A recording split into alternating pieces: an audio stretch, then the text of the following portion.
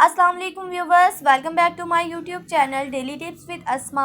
आज के इस वीडियो में हम आपको बताएंगे फवाद नाम का मतलब क्या है। फवाद नाम का शुमार लड़कों के नामों में होता है। फवाद एक इस्लामी नाम है। फवाद नाम की इब्तदाई तारीख अरबी ज़ुबान से निकलती है। फवाद नाम के अफराद के लिए खुशकिस्मत नंबर 1 माना जाता है। माहिरीन के मुताबिक फवाद नाम के लड़के बहुत समझदार होते हैं।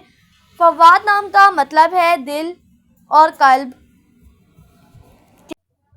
फवाद नाम के लड़कों के लिए खुशकिस्मत दिनों में सोमवार और जुमेरात का दिन शामिल है।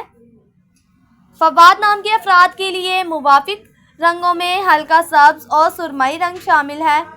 फवाद नाम के अफराद के लिए मुवाफिक पत्थरों में दूधिया पत्थर शामिल है, सफ़ेद पत्थर। खुशकिस्मती वाली धातु में हिंसों के हिसाब से तांबा और चांदी शामिल है। फ्रेंड्स, अगर आप अपने नाम का मतलब जानना चाहते हैं तो कमेंट बॉक्स में अपना नाम लिखें।